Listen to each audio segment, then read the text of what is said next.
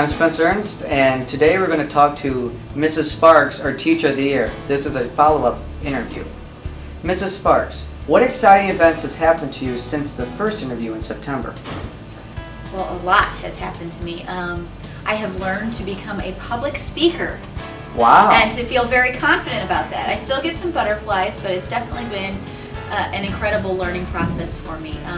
Probably one of the most exciting things, I had the opportunity to go to Dallas and meet all the other state teachers of the year, and just a phenomenal group of people, really wonderful. I learned a lot from being in their presence. I learned about incredible things that are happening in schools in Massachusetts where kids are doing read-ins to protect inner city libraries from being demolished. Whoa. And other students are researching pollution in their streams to try to have changes made in their communities. So really incredible learning is happening across our country. Is there any word on you possibly winning the National Teacher of the Year?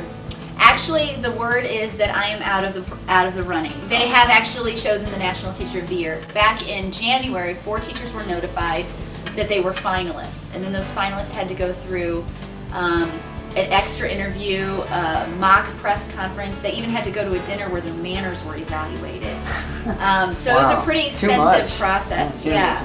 And the national teacher is actually a teacher from Rhode Island, and she was just named last month. So how do they choose that? Is there a test involved? No, or you know, the same application is used that I used with the state process, but then what they're doing then is they're choosing from among the 54, because we have more than just the 50 states included in this, choosing from the 54 applicants in the nation who are going for the process. And I don't really know what they're searching for, what their criteria are, but they narrowed it down to 4 people from there. Well, congratulations for getting this far. Thank you. I mean, you had a great experience. Yes, I did. So here's my question. Did you meet the President of the United States in April? I did. I shook his hand, and I shook Laura Bush's hand, and wow. I felt a little bit like Miss America, because I actually was in the Oval Office. If that's not incredible, wow. I was in the Oval Office, and so I met them both in the Oval Office, and then you walk out into the Rose Garden to a slew of people sitting there waiting for you, and they call your name, and you walk down the stairs, wow. and everybody's it's like looking a huge at you. graduation. It is. It is. It was very exciting and very intimidating, and fortunately I didn't fall or trip or do any embarrassing, so that's good. Are you still planning to go to NASA's space camp? I am, and from all rumors, it's going to be the best experience I have with all of this, so I'm very excited. Well, I have to say I'm a little worried about the heat in July and the bugs and the humidity. But that's okay. Yeah, We're still you'll gonna be have fun. inside. We're going to have fun. All right. Do you believe as a Missouri Teacher of the Year that religious concepts should be taught in schools? Why or why not?